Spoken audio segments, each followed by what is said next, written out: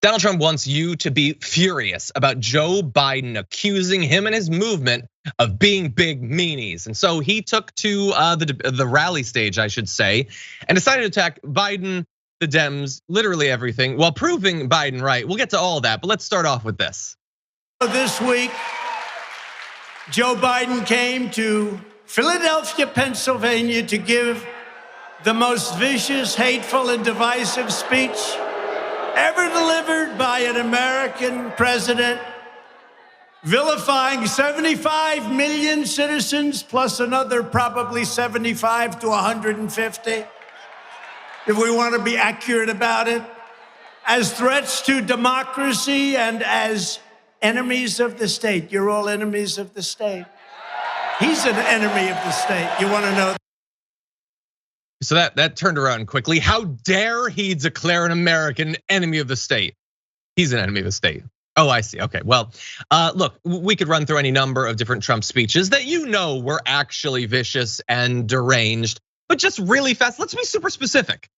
If it is wrong to declare your political opponents are fascists, why was it that back in August of 2020, right before a presidential election, Donald Trump had this to say about the Democrats? And replace American freedom with left-wing fascism. Left wing, we're going left wing all the way. Fascists, they are fascists. Some of them, not all of them, but some of them, but they're getting closer and closer. We have to win this election.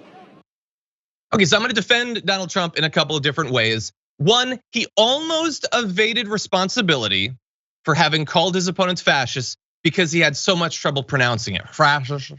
But he eventually got there and he eventually did say it. Although, again, in his defense there, he almost pulled a Biden. He called the Dems fascists. Not all of them, kind of. They're moving there, they're moving the direction. That's sort of like calling them semi-fascists. I would say it's at least a wash at this point.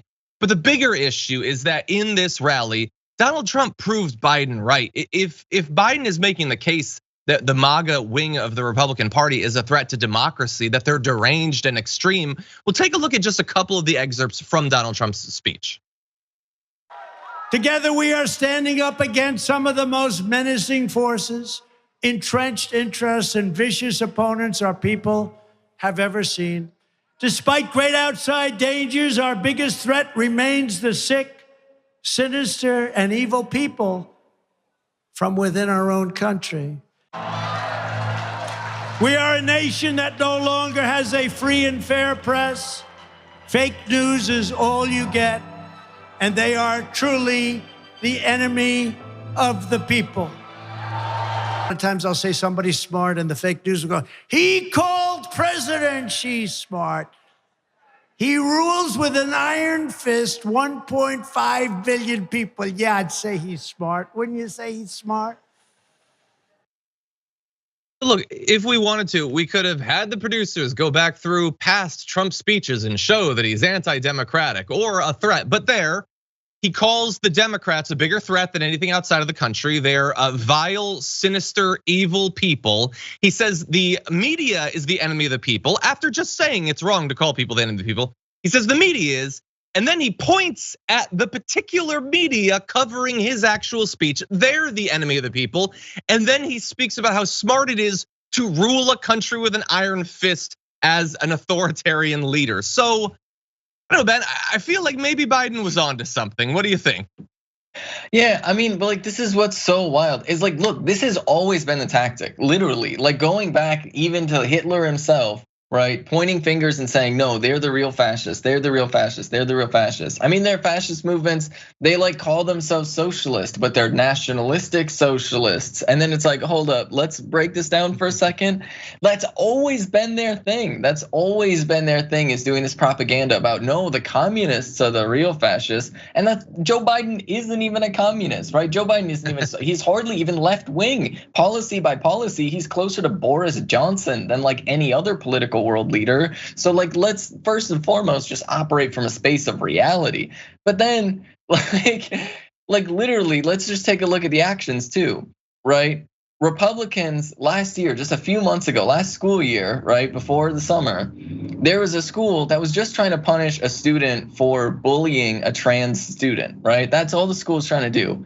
And Republicans shut it down with bomb threats. And literally right now, there are Republicans that are sending death threats to children's hospitals just because they're providing like basic health care for trans youth. Right, so that's the reality of what's happening, right? The Republicans are actively encouraging, right? They're doing this stochastic terrorism and trying to like instigate violence against the people that they perceive as their political opponents, right? And so fundamentally, at its core, there's no question about who the fascists are. But much like what happened in Germany in the 30s, because the fascists are running around saying, oh no, the real fascists are over there, the media and anybody who's interested in being like the most insufferable centrist you could imagine is bending over backwards to be like, I don't know, maybe Joe Biden is the real fascist. And like, speaking as somebody who is a socialist, yeah, Joe Biden's a pretty extreme right figure.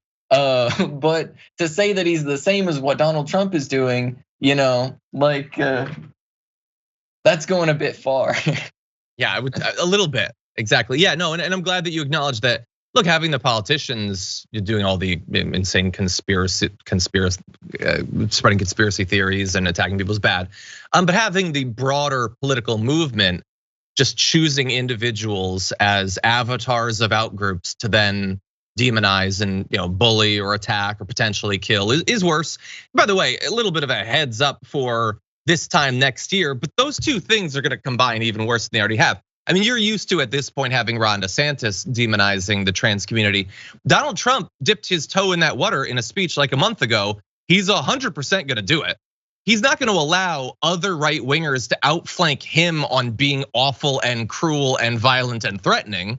So he is going to start to demonize the trans community much more regularly. So look forward to that coming up soon.